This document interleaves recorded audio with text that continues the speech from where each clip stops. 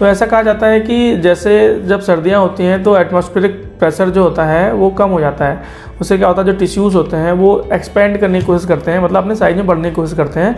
जहाँ closed spaces होते हैं जैसे जॉइंट्स हैं, तो उन जगह पे जब वो बढ़ने की कोशिश करते हैं तो वहाँ पे एक प्रेशर क्रिएट होता है और वहाँ पे सूजन डेवलप होती है और दर्द भी साथ में आता है। तो ये एक बड़ी वजह बोली जाती है जिसकी वजह से जोड़ों में दर्द सर्दियों में ज़्यादा कॉमन होते हैं। और भी कई सारी चीज़ें बोली जाती हैं, जैसे कि एक्टिविटी कम हो जाती है तो वजन बढ़ जाता है। एक्सरसाइज जो मांसपेशियों को मजबूत करने के लिए एक्सरसाइज अगर कर रहे हैं पहले से, तो वो मोस्टली सर्दी की वजह से बंद कर देते लोग। और एक बात ये भी बोली जाती है कि क्योंकि सर्दियों में जो आपकी पेरिफेरीज होती हैं जैसे हाथ हैं, फीट हैं, वहाँ से ब्लड का सर्कुलेशन कम हो जाता है और मेन जो बिसरा रहता है हमारा, वहाँ की तरफ ब्लड का सर्कुलेशन बढ़ जाता है। तो इन सब वजहों की वजह से सर्दियों में जोड़ों का दर्द कॉमन होता है या बढ़ जाता है। हाँ, तो किसी भी उम्र में इंसान जोड़ों के दर्द से ग्रसित हो सकता है। अलग अलग उम्र में अलग अलग बीमारियां हो सकती हैं।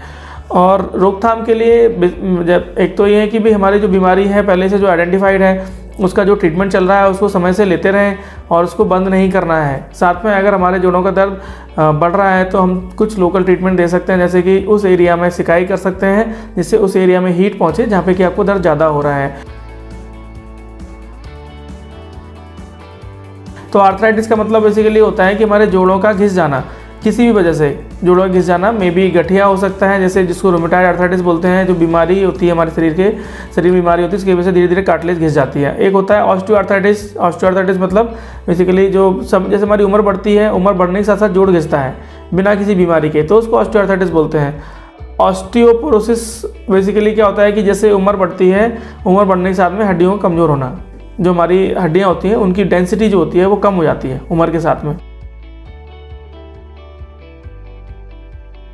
वैसे तो जोड़ों के दर्द को नज़रअंदाज नहीं करना चाहिए, लेकिन अगर आपको लग रहा है कि आप लंबे समय से सफ़र कर रहे हैं जोड़ों के दर्द से, और जैसे जब सुबह सो के जागते हैं तो आपको दोनों हाथों की अंगुलियों को चलाने में, खोलने में दिक्कत होती है, स्टिफनेस रहती है जो कि आधे घंटे से ज़्यादा लास्ट करती है, तो अपने जो हड्डी और जोड़ रोग विशेषज्ञ हैं उनसे ज़रूर परामर्श करें और जो बीमारी हो उसको आइडेंटिफाई करें और उसको सही तरीके से इलाज कराएं।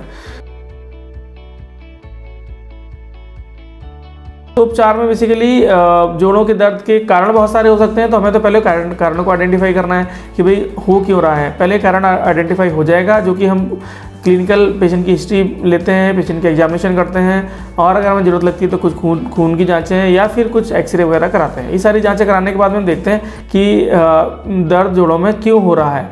अगर हमें पता लगता है कि कुछ डायग्नोसिस बनती है तो उसी के हिसाब से ट्रीटमेंट चलता है। तो अलग अलग बीमारियों के अलग अलग इलाज होते हैं।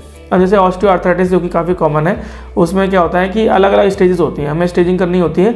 अगर इनिशियल स्टेज में है तो मोस्टली एक्सरसाइज हैं, कुछ दवाइयाँ हैं, कुछ एक्टिविटी रिस्ट्रिक्शंस हैं, उसी से काम चल जाता है। और अगर एंड स्टेज आ गया, इतना आ गया कि हम डे टू डे एक्टिविटीज़ नहीं कर पा रहे हैं, एकदम से कई टाइम से खींच रहे हैं, पैर भी बहुत ज़्यादा टेढ़े हो गए हैं, तो उस कंडीशन में सर्जरी करने के लिए भी एडवाइज कर सकते हैं। जैसे मैंने बताया कि जो गठिया मतलब ऑस्टियोआर्थराइटिस की बात कर रहे हैं, तो ऑस्टियोआर्थराइटिस में क्या होता है, ये उम्र से रिलेटेड डिजीज़ है, जिसको डिजेनरेटिव डिजीज़ बोलते हैं। जैसे जैसे उम्र बढ़ती है हमारी, वैसे वैसे जैसे कोई भी मशीन होती है तो उसके पुर्जे घिसने लग जाते हैं, वैसे हमारे शरीर के भी घुटने होते हैं वो घिसने लग जाते हैं। तो मोस्टली 50-60 प्लस जो लोग होते हैं उनकी घुटने की घिसने की शुरुआत हो जाती है। तो कुछ लोगों में ज़्यादा तेज़ होती है, कुछ में स्लो होती है। तो होता सब में है, किसी में ज़्यादा होता है, किसी में कम होता है। सबसे पहले तो अपने जो हड्डी और जोड़ रोग विशेषज्ञ हैं उनसे परामर्श लें, एग्जैक्टली क्या बीमारी है उसका डायग्नोसिस बनाएंगे, उसके बाद में उसके हिसाब से ट्रीटमेंट करते हैं। बेसिकली हमें स्टेजिंग करनी होती है बीमारी की, कि कौन सी बीमारी कौन से स्टेज में है, उसके हिसाब से आपका इलाज किया जाता है, जो कि अच्छे रिजल्ट देता है। रोका तो नहीं जा सकता, हाँ, लेकिन हम कार्टिलेज के क्षतिग्रस्त होने की गति को कम कर सकते हैं। और क्षतिग्रस्त और दूसरे तरीके जिनकी वजह से कार्टिलेज हो सकती है, जैसे कि कई बार फ्रैक्चर्स हो जाते हैं जोड़ के, जिसकी वजह से कार्टिलेज क्षतिग्रस्त हो सकती है। तो अगर हम फ्रैक्चर्स ना हो किसी वजह से, हालांकि ये लगभग अनअवॉइडेबल है, आज के टाइम में साइंस इतनी तरक्की कर रहा है, इतने व्हीकल एक्सीडेंट्स होते हैं, इतने रोड ट्रैफिक एक्सीडेंट्स होते हैं, तो इन सब की वजह से ऐसा कहना तो लगभग नामुमकिन है कि किसी तरीके से हम ये जोड़ों के फ्रैक्चर को बंद कर सकते हैं। हम जो नॉर्मल ऑस्टियोआर्थराइटिस की अगर हम बात करते हैं तो उसमें जो घुटने की घिसने की दर है उसको हम कम कर सकते हैं, लेकिन 100% रोक नहीं सकते किसी भी तरीके से, क्योंकि ये एक डिजेनरेटिव प्रोसेस है।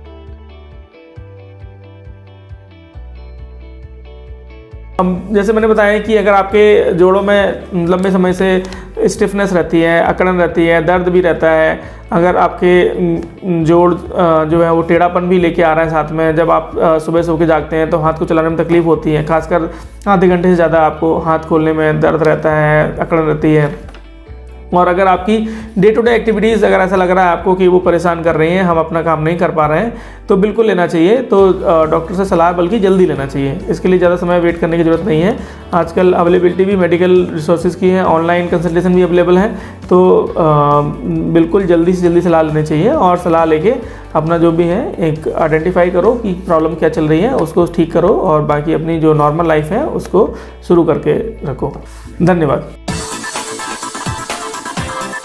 Subscribe now and press the bell icon.